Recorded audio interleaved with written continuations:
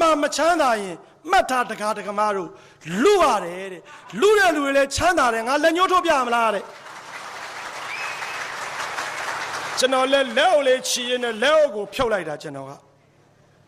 ငါတော့ကထိန်သင်္ကန်းကတ်မိတာမှားပြီနဲ့တူတယ်ခေါ်လို့လူလို့မှမချမ်းသာရင်တကာကြီးဥဖုံးရည်အားလုံးမှတ်ထားကြတတ်တဲ့လူတွေလည်းတအားချမ်းသာတယ်နော်တဲ့တတ်ရင်လည်းချမ်းသာတယ်တဲ့ကျွန်တော်စိတ်ထဲမှာမကျင်နာဘူးဗျဒီအကြောင်းကိုသာဖုံဖုံဆက်မရှင်ကျွန်တော်လည်းဒုက္ခသူလည်းဒုက္ခဘေးကလူတွေမျက်နှာပြက်နေပြီကျွန်တော်တကယ်ရင်အရာရှိတွေကလည်းလေအဲ့ဒီကိုတော်တော်ကိုသူ့စိတ်ထဲမှာခံစားနေရပြီကြောက်ရှင်းမယ်တဲ့ကြောက်ရှင်းမယ်ရှင်းပြီးမှခင်ဗျားတို့စဉ်းစားကြဟုတ်တယ်ခိုးရင်ချမ်းသာတယ်ခိုးတဲ့လူတွေချမ်းသာတယ်ခိုးရဆိုတာသူမြဥစ္စာပစ္စည်းခိုးခိုင်းတာမဟုတ်ဘူးမနေ့အိယာထညအိယာဝင်ဖျားရှိခိုးသူတိုင်းစိတ်ချမ်းသာတယ်လို့ကျုပ်ကပြောတာတဲ့တော်သေးတာပေါ့ဖျားကျွန်တော်လည်းနည်းနည်းသဘောကျသွားတယ်သူ့ဘာသူကအဖြေလေးပါလာ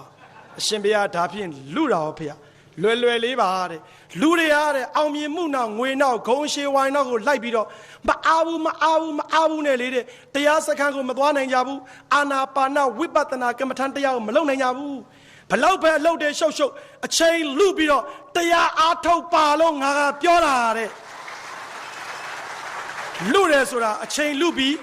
ဝိပဿနာကမ္မထံတရားအားထုတ်ဖို့ပြောတာအေးပေါ်လေတဲ့ခိုးတဲ့သူတွေလူတဲ့သူတွေကသူတို့စောင့်ပြောတယ်ထင်မှာပေါ့တဲ့ကျုပ်ကဘုန်းကြီးဆိုဘုန်းကြီးတရားပြောတာတဲ့ကျွန်တော်တော်သဘောကျသွားတယ်ဗျဒါနဲ့မနေနိုင်ဘူးအရှင်ဖေရသတ်တာဟောဖေရလို့ဒီလောက်ရှင်းတာမှမင်းနေရသေးလားတဲ့စင်းရဲနေရတာဘာကြောင့်လဲသိလားလောဘကြောင့်ဒေါသကြောင့်မောဟကြောင့်အတ္တကြောင့်မာနကြောင့်အိတ်တမစ္စရိယကြောင့်သိမ့်ပိုက်မှုကြောင့်ဆွဲလန်းမှုကြောင့်စင်းရဲနေတာ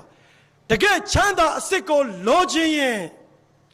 တပ်ပြပါလောဘကိုတတ်ဒေါသကိုတတ်မောဟကိုတတ်အတ္တမာနအိတ်တမစ္စရိယနဲ့ကိလေသာတွေသိမ့်ပိုက်ခြင်းတွေကိုတတ်ပြတဲ့နေကြရင်ချမ်းသာမယ်တဲ့